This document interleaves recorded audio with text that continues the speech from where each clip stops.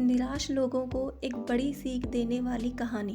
Thomas Edison. ऐसे कई सारे सवाल हमारे मन में आते हैं जब हम किसी मुश्किल घड़ी में होते हैं और बार बार हार का सामना करते हैं, जिससे हमारी हिम्मत टूटने लगती है। ऐसा नहीं है कि सिर्फ आपको ही बहुत सारे मुश्किलों का सामना करना पड़ रहा है। कई ऐसे लोग हैं जिन्होंने अपने सपनों को बार बार टूटते हुए देखा है और सफलता को खोया भी है, पर वो अपनी हार से भी सीखे और फिर से कामयाबी हासिल की। उन्हीं में से एक हैं हमारे महान साइंटिस्ट थॉमस एडिसन, जिन्होंने कई बार हार का सामना किया, पर वो कभी घबराए नहीं या हार नहीं मानी। हार के बाद भी वो बार बार प्रयास करते रहे और सफल बने।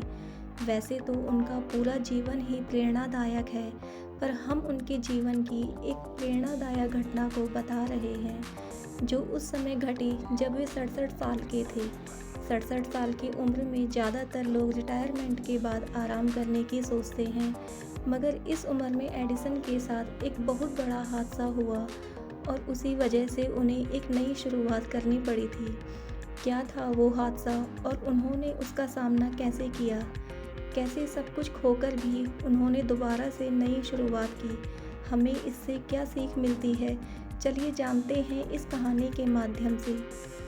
थॉमस एडिसन जब 67 साल के थे, तब एक दिन उनकी फैक्ट्री में कुछ केमिकल रिएक्शन की वजह से आग लग गई। आग इतनी भयंकर थी कि कई फायर ब्रिगेड भी इसे मिलकर नहीं बुझा पा रहे थे। बहुत देर तक एडिसन परेशान होकर इधर उधर घूमते रहे और आग की तरफ देखते रहे। फैक्ट्री की भयंकर आग बुझ नहीं रही थी और सब कुछ उनके सामने जलकर राख हो रहा था। कई तरह की रंग बिरंगी आग में एडिसन की सालों की मेहनत जल रही थी। सारी कोशिशों के बाद वो रुक गए और थोड़ी देर बाद अपने 24 साल के बेटे से कहा कि जाओ और अपनी माँ को बुला लाओ। ऐसी रंग बिरंगी आग देखने के लिए उन्हें शायद ही कभी मिलेगी। अपने पिता की ऐसी बात सुनकर वो चौंक गया, क्योंकि इतने सालों की मेहनत और सफलता उनकी आंखों के सामने जलकर राख हो रही थी और वो इस समय ऐसा कैसे बोल सकते थे। उनके बेटे को लगा शायद एडिसन सदमे के कारण ऐसा बोल रहे हैं। तब वो अपने पिता को हिम्मत देने लगा।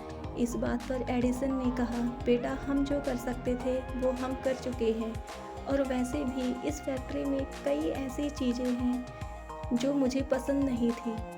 कुछ ऐसी गलतियां थी जिन्हें मैं ठीक करना चाहता था, और आज इस आग के साथ वो गलतियां भी जल जाएंगी।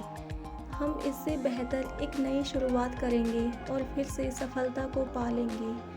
ये बात सुनकर एडिसन के बेटे चार्ल्स के चेहरे पर भी मुस्कान आ गई। दूसरे दिन प्रेस कॉन्फ्रेंस में एडिसन ने कहा, ये सच है, मेरी सारी मेहनत जलकर राख हो गई है और मैं भी अब 67 साल का हो चुका हूँ, पर कल से एक नई शुरुआत होगी और मैं सब कुछ बेहतर करने में लग जाऊँगा और बेहतर कर भी दूँगा।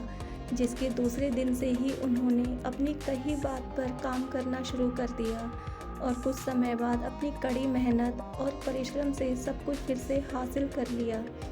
हम इंसानों को ऐसा लगता है कि हमारे साथ हमेशा अच्छा ही होगा, हमें कोई दिक्कत और परेशानी नहीं होगी। इसलिए जब भी कोई बड़ी मुसीबत आती है तो हम हमेशा नकारात्मक सोचते हैं और फिर खुद से सवाल करते हैं कि मेरे साथ ही ऐसा क्यों हुआ। अगर हम ये उम्मीद करना ही छोड़ दें कि हमारे साथ हमेशा अच्छा ही होगा और जो हो गया है उसे स्वीकार कर लें, तो विपत्ति के समय भी हमारी सोच सकारात्मक हो जाएगी।